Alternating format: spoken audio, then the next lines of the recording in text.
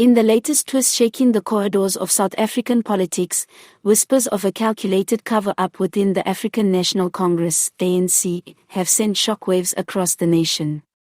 At the center of the storm is the growing speculation that the party is actively working to bury explosive allegations against Mkhwanazi, all in an effort to shield one of its senior figures, Minister of Water and Sanitation, Senzo Mchunu. The scandal, still shrouded in secrecy, began with rumblings of internal investigations into Mkhwanazi, an ANC insider whose dealings allegedly raised red flags within both provincial and national structures. Sources close to the matter claim that financial irregularities, questionable contracts, and dubious political maneuvering were beginning to come to light. Yet, instead of allowing the allegations to be probed in full, party loyalists allegedly rushed to contain the situation, fearing it would unravel into a direct threat to Mchunu's influence within the movement.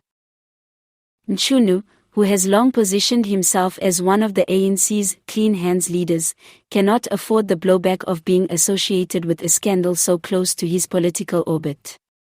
Known for his administrative style and often hailed as a principled politician, Mchunu's credibility has become a cornerstone of the ANC's attempts to restore public trust after years of corruption scandals.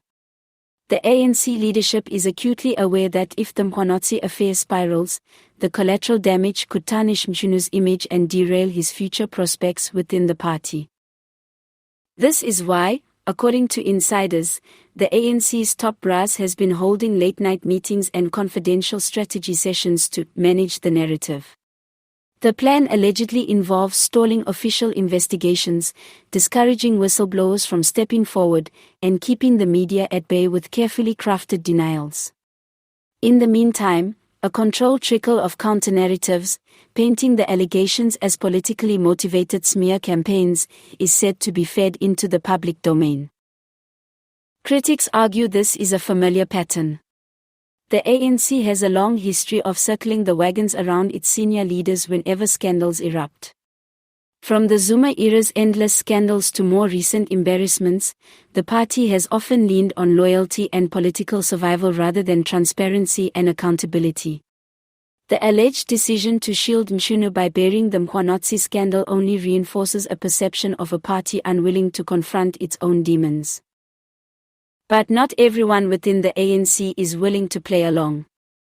A faction of disgruntled members, frustrated by years of mismanagement and cover-ups, are said to be pushing back.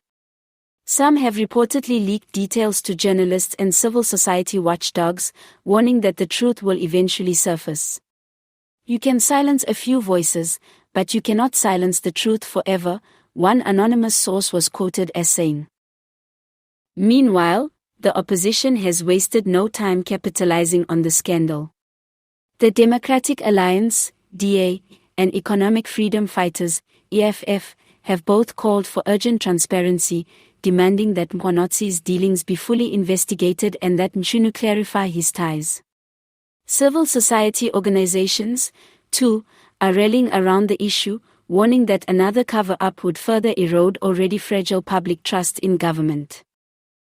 For ordinary South Africans, weary from years of corruption, the episode is another painful reminder of the ANC's contradictions. On the one hand, it continues to promise renewal and integrity under President Cyril Ramaphosa's New Dawn. On the other hand, actions like this alleged cover-up reveal a party still deeply entrenched in protecting its own at the expense of accountability. As the storm rages on, one thing is certain: the ANC's attempt to contain the Mkhwanazi scandal may succeed in the short term, but the political cost could be devastating in the long run. If the allegations are true, and the cover-up is real, Senzo Mchunu's reputation as a principled leader may be permanently scarred. And for a party already bleeding support, this could be yet another nail in the coffin of public trust.